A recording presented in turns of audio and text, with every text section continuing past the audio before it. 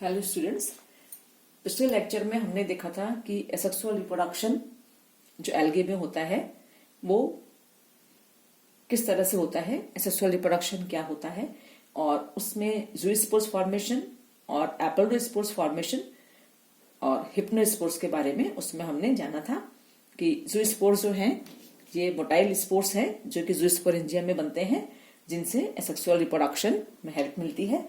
इसी तरह से एप्लोडोस्पोर्स जो कि नॉन मोटाइल हैं, एप्लोडोस्पोरेंजियम में बनते हैं।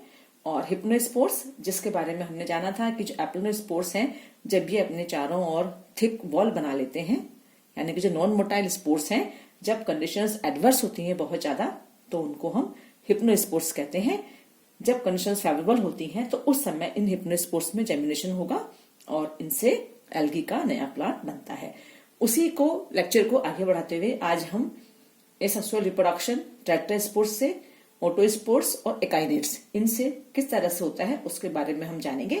तो जो हमारा पिछला लेक्चर था वो था asexual reproduction part 1 in algae and आज जो है asexual reproduction in algae part 2 जिसमें हम जानेंगे कि टेट्रास्पोर्स, ओटोस्पोर्स एंड एकाइनेट्स इनके द्वारा किस तरह से रिप्रोडक्शन एसेक्सुअल जो होता है वो किस तरह से होता है।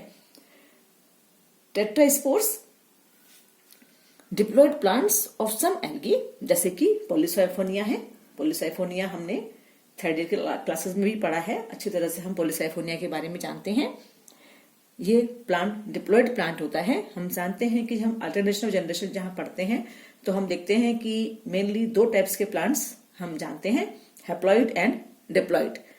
तो ये जो पॉलीसाइफोनिया है, यहाँ जो डिप्लॉयड प्लांट है इसका diploid plants of some algae जैसे कि पॉलीसाइफोनिया है form aplanospores which are called टेट्रास्पोर्स।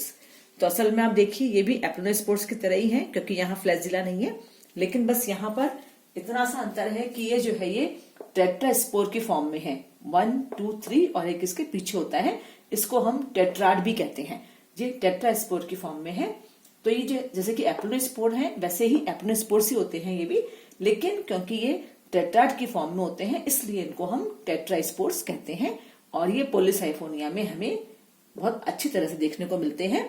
जो कि टेट्रास्पोरेंजियम है उसमें वहां पर टेट्रास्पोर्स का फॉर्मेशन होता है। They are form within tetrasporangium usually by meiosis and are haploid. और ये जब टेट्रास्पोर्स बनते हैं, यहाँ पर टेट्राड बनते हैं, ये जब मियोसिस होता है तो उससे बनते हैं, इसलिए दे आर हैप्लॉइड। क्योंकि मियोसिस से बने हैं इसलिए हैप्लॉइड होते हैं। तो यहां हम देख रहे हैं 1, 2, 3 और एक पीछे की तरफ होता है, इस तरह से 4 यहाँ होते हैं। और ये जो कंडीशन कहलाती है, जो स्ट्रक्चर हमें दिखाई दे रहा है इस तरह से जो बना हुआ है ये टेट्राड होता है और इसीलिए इनको टेट्रास्पोर्स कहते हैं क्योंकि ये मियोसिस से यहाँ पर बनते हैं। तो टेट्रास्पोर्स जो है वो पॉलीसाइफोनिया में बहुत अच्छी तरह हमें दिखाई देते हैं। और ये जो टेट्रास्पोर्स है इनका जो स्ट्रक्चर है वो एप्लोनोस्पोर्स की तरह ही होता है। और ये जिस स्पोरेंजियम में बनते हैं the sporangium is known as tetrasporangium. ये जो टेट्रास्पोर्स हैं जब यहाँ से रिलीज होंगे तो इन टेट्रास्पोर्स से पॉलीसाइफोनिया का नया प्लांट बनेगा, लेकिन वो हैप्लॉइड प्लांट होगा। और जिसमें टेट्रास्पोर्स बनते हैं पॉलीसाइफोनिया के जिस प्लांट में वो डिप्लॉयड प्लांट होता है। क्योंकि मियोसिस से हैप्लॉइड स्पोर्स यहाँ डेवलप हो चुके हैं इसलिए इनके जर्मिनेशन से हैप्लॉइड प्लांट यहाँ पर बनेगा। इसके बाद हम बात करते हैं ओटोस्पोर्स की। ओटोस्पोर्स, ओटो मीन्स सेम, नाम से हमें दिख रहा है सेम, एक जैसा होना। The aplanospores with structure similar to the parent cell are called autospores. बिल्कुल जो पेरेंट सेल है, पेरेंट सेल की तरह ही इनका स्ट्रक्चर होगा, इसलिए इनको हम ओटोस्पोर्स कहते हैं। इसका एग्जाम्पल है सिनेडेस्मस, जो एल्गी है सिनेडेस्मस। और दूसरे जो मेंबर्स हैं क्लोरोकोकेल्स के, क्लोरोकोकेल्स ऑर्डर जो है इसके कुछ मेंबर्स, जिसका कि एक एग्जाम्पल है क्लोरेला और सिनेडेस्मस, उनमें एप्लोनोस्पोर्स की तरह ही स्ट्रक्चर वाले यहाँ पे स्पोर्स बनते हैं, लेकिन उनका स्ट्रक्चर बिल्कुल पेरेंट सेल की तरह ही होता है। Aplospores acquire all distinct features of the parent cell before their liberation from the sporangium. The so formed otospores are in fact replica of the parent cell. ये हम कह सकते हैं एक तरह से उनका रेप्लिका ही है। The only difference is that they are smaller in size. बस इनका साइज छोटा होगा। क्लोरेला के बारे में भी हम जानते हैं, क्लोरेला खुद भी एक यूनिसेलुलर ऑल्गा है। तो बिल्कुल उसी तरह से इनके स्पोर्स, जैसे कि पेरेंट सेल है, लगता है ऐसे है कि पेरेंट सेल है, लेकिन इनका साइज छोटा होता है, जिनको कि हम ओटोस्पोर्स कहते हैं। तो ये भी एक तरह से यहाँ पर एसेक्सुअल रिप्रोडक्शन के टाइप में हम इसे पढ़ते हैं, इसमें जानते हैं उसके बारे में। और इसके बाद है यहाँ पर akinetes, formation of akinetes. In some alga vegetative cell develop into thick walled spore like structure with abundant food reserve. जैसे कि यहाँ पे इस डायग्राम में दिखाया गया है कि जो सेल है उन सेल में काफी ज्यादा रिजर्व फूड मटेरियल यहाँ पर स्टोर किया जाता है और इनके चारों ओर थिक वॉल बन जाती है। These are called echinates. Unlike apnospores, echinates always have additional wall layer around the protoplast, which are fused with the parent wall. They are resistant to unfavorable environmental conditions. The formation of echinates, besides other factors, is affected by the availability of carbohydrates and light. They are found in many blue, green, and green alga. Echinates जो है वो mainly blue green algae में या जो green algae है उनमें पाई जाती है। ब्लू ग्रीन एल्गी में भी हम जानते हैं मोस्टली जो ट्राइकोम्स हैं वो पाए जाते हैं, यानी कि फिलामेंटस एल्गी होती हैं। और ये जो ट्राइकोम्स लाइक स्ट्रक्चर बनाया हुआ है ट्रांसवर्स हेप्टाइन में होते हैं। तो यहाँ हम देख रहे हैं कुछ कुछ सेल्स में रिजर्व फूड मटेरियल बहुत ज्यादा एक्यूमुलेट हो जाता है। ये जो रिजर्व फूड मटेरियल है ये अनफेवरेबल कंडीशंस में इसको अपने आप को बचाए रखने में काम आता है, जिससे हम एक तरह से एकाइनेट को पेरिनेटिंग बॉडी भी कह सकते हैं, क्योंकि यहाँ पर एक नाम आता है पेरिनेशन। पेरिनेशन मीन्स जो एल्गी ऑर्गेनिज्म अपने आप को अनफेवरेबल कंडीशंस में बचाए रखता है, सेफ रखता है, और जब कंडीशंस फेवरेबल आती हैं तो उनमें जर्मिनेशन होता है और वापस वो इंडिविजुअल नया प्लांट बनाता है। तो उसको हम पेरिनेशन कहते हैं उन मेथड्स को।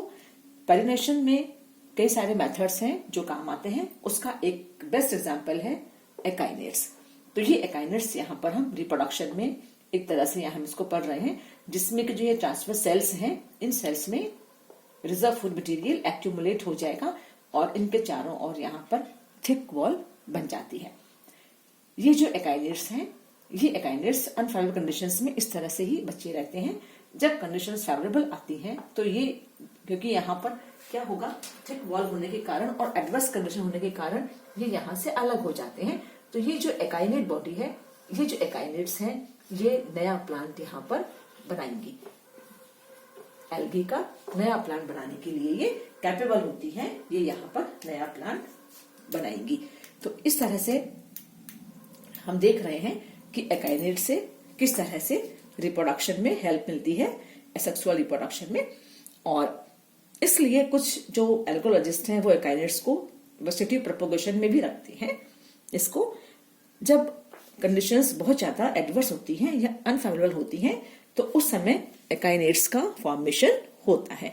तो आज के लेक्चर में हमने इसे आज कंप्लीट किया है कि एसेक्सुअल रिप्रोडक्शन किस तरह से एल्गी में होता है, जिनमें कि पिछले लेक्चर में हमने ज़ूस्पोर्स फॉर्मेशन, एप्लोनोस्पोर फॉर्मेशन एंड हिप्नोस्पोर्स क्या होते हैं, किस तरह से इनका फॉर्मेशन होता है और किस तरह इनके टर्मिनेशन से एल्गी का नया प्लांट बनता है, नई एल्गी बनती है, नए इंडिविजुअल्स जनरेट होते हैं, उनके बारे में हमने पढ़ा था। और उसी को आगे बढ़ाते हुए आज हमने टेट्रास्पोर्स फॉर्मेशन और टेट्रास्पोर्स से किस तरह से एसेक्सुअल रिप्रोडक्शन में हेल्प मिलती है, साथ ही ओटोस्पोर्स फॉर्मेशन और एकाइनेट्स क्या होते हैं, किस तरह एकाइनेट्स बनते हैं और किस तरह से ये एसेक्सुअल रिप्रोडक्शन जो एल्गी में है उसमें किस तरह से ये हेल्प करते हैं, उसके बारे में आज हमने इसमें जाना।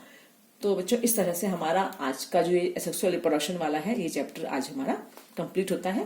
पिछले में हमने वेजिटेटिव रिप्रोडक्शन के बारे में या प्रोपगेशन के बारे में हमने पढ़ा, एसेक्सुअल रिप्रोडक्शन के बारे में हमने जाना, और जो हमारा नेक्स्ट जो लेक्चर होगा वो हम इस सेक्सुअल रिप्रोडक्शन के बारे में इसमें हम जानेंगे, जिसमें कि हम जानते हैं अभी एसेक्सुअल में हमने देखा था कि यहाँ पर कोई सेल्स का फ्यूजन नहीं होता, इसलिए ये जो स्पोर्स हैं ये हैप्लॉइड डिप्लॉइड दोनों ही तरह के हो सकते हैं।